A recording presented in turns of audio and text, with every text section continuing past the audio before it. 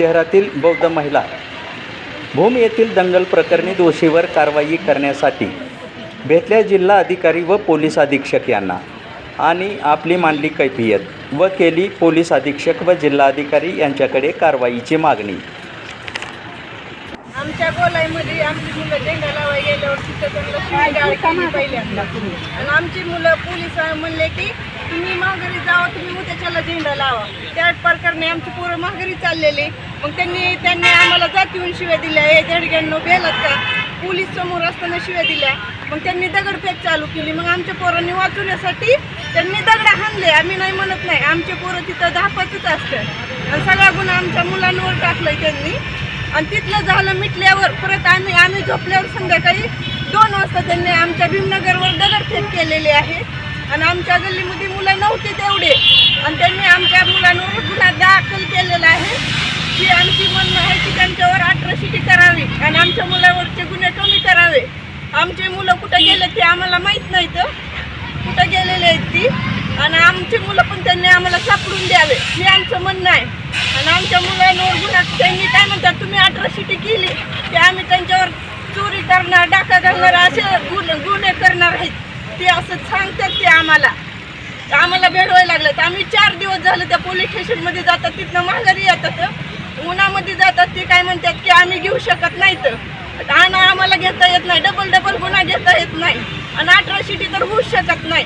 आम्हाला तिथं येऊन त्यांनी गल्लीमध्ये शिवीगाळ केली, दडग्यांनो बाहेर निघा, पेटे काढून नाचले आमच्या गल्लीत, आमच्या समाज मंदिरावर दगड टाकले त्यांनी, हत्यारे होते त्यांच्या हातात, काटे, आमच्या गाड्या फोडल्या 4 चाकीत, पूर्ण नुकसान केले आमची, तरी पण आम्ही शांतच आहे।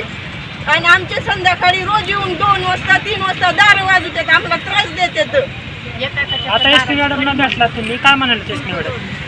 एसपी मॅडम म्हणलेत की आम्ही कायदेशीर गुन्हा करू, मग आता ते तर म्हणलेत आम्ही करू, मग ते आता करते का नाही ते आम्हाला माहित नाही। कोण बोलतंय आणखी? दोन्ही पुतळे बसले होते, पुतळे बसल्यानंतर काही वादविवाद नव्हता, परत काढताना बी काही वादविवाद नव्हता। परत तिथून पुढं मग ही झेंड्याबद्दल यांनी आमच्या संग भांडणं काढले। आमचे 10 पोरं असतील तिथं, त्यांचे 200 पोरं कुठं आणि आमचे 10 पोरं कुठं? मग हे काय म्हणतात, आमच्या पुतळ्याला तुम्ही दगड मारले, आता हे बी जोडायला येतं पुन्हा। मग दुसरं कारण, त्यांच्या दगड लागतात का आमच्या दगड लागतात हे सांगा। 10 दगड कुठं पडणार आहेत आणि 200 दगड कुठं जाणार आहे?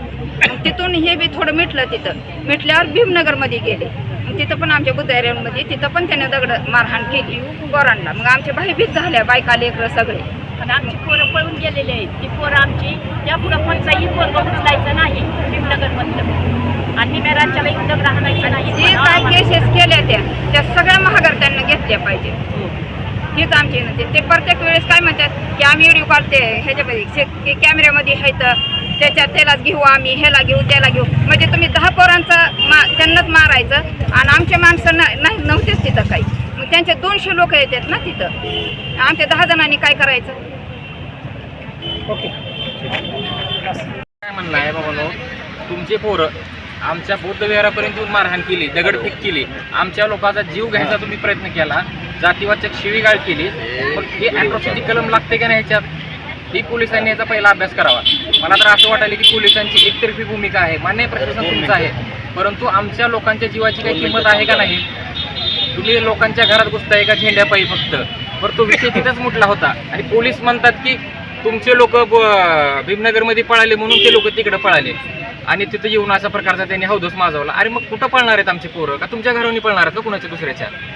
आणि 10-15 पोरं होती, त्यांनी काही चुकीचं केलेलं नाही, परंतु पोलिसांनी जाणून बुजून, मान्य त्यांच्याही लोकांवर गुन्हे नोंद केले, परंतु पोलिसांकडे ज्यावेळेस आमचे लोक गेले की बाबा ॲट्रॉसिटी ॲक्ट लावा तुम्ही, तर सगळ्यात महत्त्वाचं जे की आम्हाला बाबासाहेबांनी सगळ्यात महत्त्वाचं हत्यार दिलं आहे ॲट्रॉसिटीचं, आणि ते फक्त जाती व्यवस्थेविरुद्ध आहे, ते दुसरं कशाविरुद्ध नाही।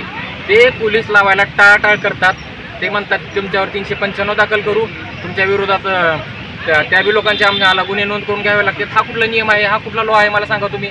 एखाद्या माणसावर जर अत्याचार झाला तो त्यांनी गुन्हा बी नोंद करायचा नाही का? आणि आमची ही भूमिका आहे की नाही जर दिलं तर आमचे लोक आमरण उपोषणाला बसतील, ही आमचा प्रशासनाला जाहीर इशारा आहे का तुम्ही जर आमचे लोक मारायला तर आम्हाला जर न्याय मिळाला नाही तर मग आम्हाला हाच शेवटचा ऑप्शन आहे। धन्यवाद। त्याच्यात.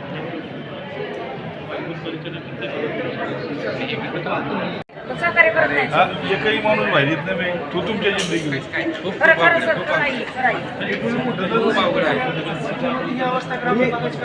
तुम्ही दिलेला ते पेपर आणा त्याच्यावर करा ना साहेब तुमच्या लिटरवर. मी आप्पासाहेब शिरसाटे, झुंजार SC37 न्यूज उस्मानाबाद या यूट्यूब चॅनलचा मुख्य संपादक. अशाच नवनवीन घडामोडीसाठी चॅनल सबस्क्राईब करा, लाईक करा, शेअर करा. धन्यवाद.